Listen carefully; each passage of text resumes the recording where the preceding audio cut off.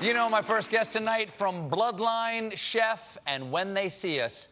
He's currently on a 15-city tour with his solo play, Latin History for Morons. Please welcome back to The Late Show, John Leguizamo.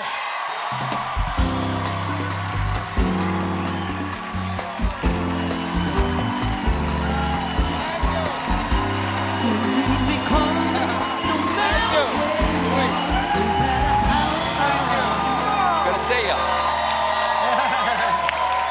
John Leguizamo, nice to see you again, John. It's great to be here. Look How at all you the been? love. It's nice. It is nice. Welcome to the Love Shack. Now, Love Shack, how's baby. your summer been so far? Good, man. Yeah. Touring around. You got to make the most. You only get so many summers in your life.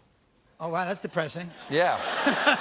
Yeah, I like to start low, and then we'll get happier as we go along. Here's something that's happy. I know. I just turned 55, so I guess, you know. What? If I was in Logan's Run, I'd be You'd be dead 25 years ago. Here's a happy summer news. Last week, you were nominated for an Emmy for your role as Raymond Santana Sr. on When They See Us, which is about the Central Park Five. And you were nominated too. Congratulations. Congratulations. Thank you very much. Yeah. A little bit different show, but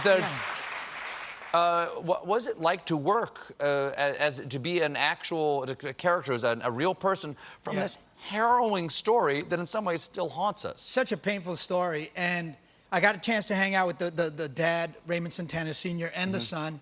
And just for the few people out there who may not know, there was a horrific attack in Central Park. 1998. 1989, sorry. 1989.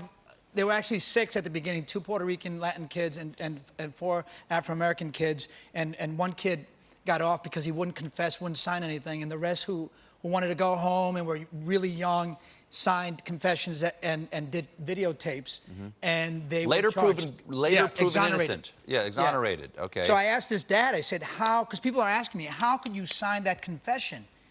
How could you let your son admit to crimes that he didn't commit?" But the dad was a single dad. He had a 24-hour gig that he was afraid of losing. He knew his son was innocent. His son was 15 years old. He couldn't have raped this woman. They were accused of raping a woman in the park. And the DNA never matched or anything. And he just said, "I knew my son was innocent. I knew he was innocent, so he would be cleared in the light of day." But that doesn't work in the court of law. Well, did you get to meet any of the other people? I met them all. Other accused people. And they're so hopeful, man. I mean, you can't believe that going through the criminal system for that long, wrongfully, and they're still positive, happy-go-lucky guys doing positive things in the world. Donald Trump.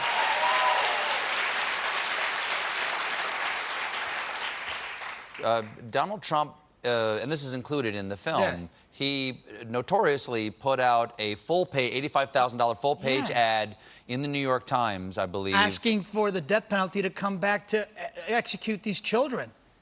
I mean, who does that? Who takes out, spends their money wanting to execute children?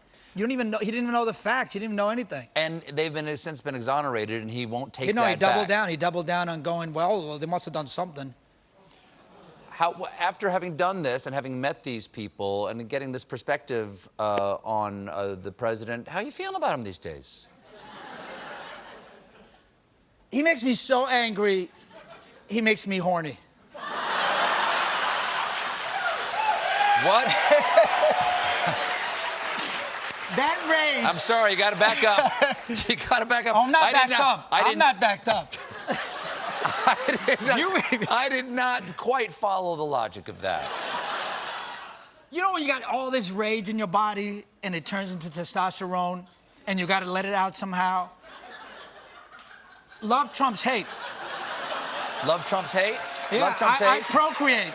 You procreate. That's your opposition to the president? Yeah, I mean, it helps me unplug. It helps me, my poor wife. But it's gonna be, it's a lot. I'm gonna make a little army of Latin people that'll be like the worst thing that he could ever have to deal with. Good luck. Yeah, I'm good doing luck. good. Good luck with that. You're a New Yorker. What do you make of our mayor, Bill DeBlasio, running for president? Come on, man. It's like, do one office right before you take on another one. Get this office to be a mayor and do the mayoring right. Ride a subway and try to get somewhere someday. So would you recommend perhaps that he drop out and come back to the city and take care of us here? You know, there's too many people running for office anyway. Why don't you just step off and come and fix this, and then maybe we'll talk. Then we'll talk. Who do you like? There are 20. I think I've got this math right. I think there are still 25 Democrats running. Too many. Who stands out to you? Who do you like? Julian Castro. I love that cat. I met him 10 years ago. He was, what, 30 back then? And he was so brilliant, so smart, so composed. I mean, he was such a beautiful... I want him to win. Plus, he'll make Stephen Miller so angry if he wins. Right. He's great. He was sitting in that chair 3 days ago. If you can feel I saw that interview. You can feel the greatness welling up through your buttocks right over there. Wow, I feel it. I feel good. You've got a one-man show that you started in 2017. Yeah. It's called Latin History for Morons. Right, correct. Now, we talked about it the last time you were on here. You're taking it out on the road.